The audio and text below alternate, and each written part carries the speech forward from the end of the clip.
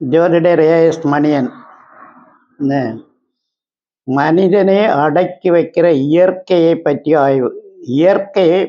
இயற்கையில் மனுஷன் எப்படி தோன்றினான் அப்படின்னு சொல்லும்போது, இந்த இயற்கை இறைவனால் படைக்கப்பட்டதா, எப்படி படைக்கப்பட்டது என்ன, அதை பற்றி இல்லை. இந்த மனுஷன் இந்த இயற்கையில் வாழும்போது இயற்கை சீற்றங்களை கண்டு பயந்து அதனால அதுக்கு சில பரிகாரங்களை பண்ணிடுறான். மழை பெருசாக வந்துன்னா ஐயோ மழை நிற்கணுமே, காற்று வந்தால் காற்று வரணும், சுனாமி வந்தால் சுனாமி வருது, இப்படி பயந்து இறைவனை வழிபட்டு பல்வேறுக்கு ஆரம்பித்தது தான் பரிகாரம்.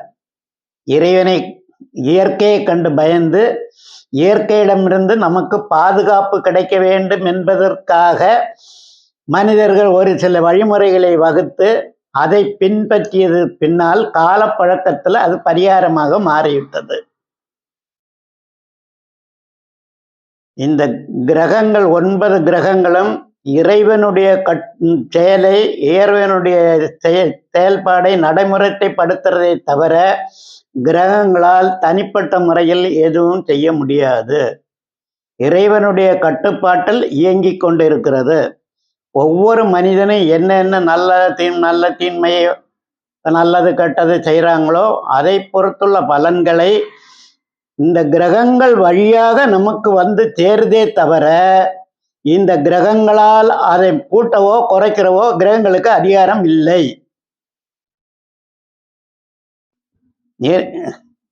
கிரகங்களும் ஆன்மாக்கள் தானே, அந்த கிரகங்கள் தன்னுடைய மலங்கள்ல பண்ணலாமே. இல்லை, அதனால நட்சத்திரங்களிலிருந்து வரக்கூடிய ஒளியை கிரகங்களிடம் புகுந்து மனிதனிடத்தில் வரும்போது இந்த இயற்கையினுடைய சூரிய ஒளி ஒவ்வொரு கிரகங்களிலையும் புகுந்து அந்த கிரகங்கள் வழியாக எந்த தசை மனுஷனுக்கு நடக்கிறது. ஒரு ஆளுக்கு இன்னைக்கு குரு தசை நடக்குதுன்னா அந்த குரு வழி வரக்கூடிய ஒளி மனுஷனுடைய மூளையில் உள்ள கோடான கோடி பிரெயின் செல்லுமா வேலை செய்யும் போது அவருக்கு சில சிந்தனைகளை தூண்டப்படுகிறது. அதுதான் ஓஹோ குரு தசை நல்லா இருக்கிறான் அப்படின்னு சொல்கிறேன். அந்த புது சிந்தனைகள் குரு ஜாதகத்தில் நல்லதாக இருந்தால் நல்ல சிந்தனையும், கெட்டதாக இருந்தால் கெட்ட சிந்தனையும் தோற்றுவிக்கிறது இந்த குருவிலிருந்து வரக்கூடிய ஒளி கதிர். இந்த ஒளி கதிர்களை நாம் எந்த ஒரு பரிகாரத்தாலையும் இதை மாற்றி அமைக்க முடியாது. பரிகாரங்களை செய்து பரிகாரம் என்று தேடுவதை விட நாம் தவறுகளுக்கு வருந்தி திருந்தினால் நிச்சயம் இறைவனால் மன்னிக்கப்படுவார் என்பது. தவறு செய்வதை தவிர்க்க முடியாததாக இருக்கலாம், இருந்ததற்கு முயற்சி செய்து தவிர்க்க முடியாதது அல்லவ என்ன தவறுகளை செய்தாலும் அதற்கு வருந்தி மீண்டும் அந்த தவறுகள் செய்யாமல் இறைவனிடம் மன்னிப்பு கேட்பதால் மட்டுமே நாம் விமோசனம் பெற முடியுமே தவிர ஆயிரக்கணக்கான பணங்களை செலவு பண்ணி இறைவனுக்கு ஆடம்பரமாக பூஜை செய்வதனால் நாம் செய்த தவறு முடிஞ்சு விடுமா, தீர்ந்து விடுமா என்பதில் எனக்கு ஈடுபாடு கிடையாது. பூக்களை இறைவனுக்கு அளிக்கிறோம் என்றால் இந்த பூக்கள் யாருக்கு சொந்தம்?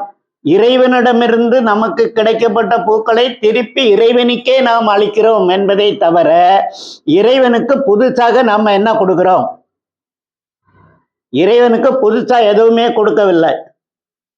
இறைவனிடம் என்ன கேட்கிறோம்?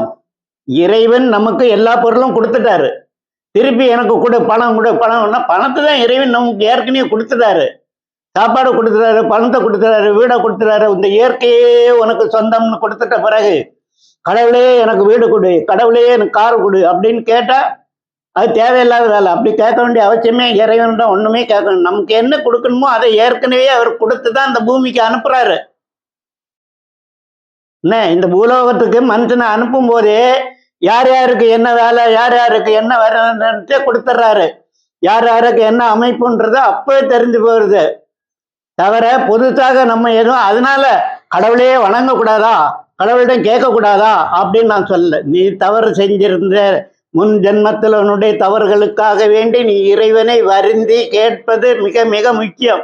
அப்படி வருந்தும் போதுதான் உனக்கு வாழ்க்கையில் சில திருப்பங்களை நீ காண முடியும். அதற்காக வேண்டிய இறைவனை வணங்குங்கள். எல்லாம் இறைவனுக்கு பூ போடுங்க, பால் போடுங்க, என்ன வேணா செய்யுங்க. அதை பற்றி நான் வேணான்னு சொல்ல. ஆனால் அந்த பொருள்களை அழிப்பதோடு மட்டுமல்லாமல் உங்களுடைய மனம் இறைவனிடம் செல்ல வேண்டும். உங்களுடைய மனம் இறைவனிடத்தில் இருக்க வேண்டும். உங்களுடைய மனதுக்குள் இறைவன் இருக்க வேண்டும்.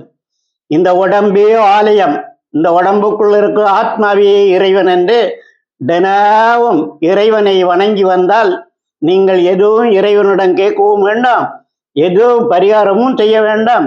உங்களுக்கு என்ன வந்து சேர வேண்டுமோ அதெல்லாம் உங்கள் வாழ்க்கையில் உங்களுக்கு வந்து சேரும் என்ற நம்பிக்கையோடு இறைவனை தினமும் வணங்குங்கள்.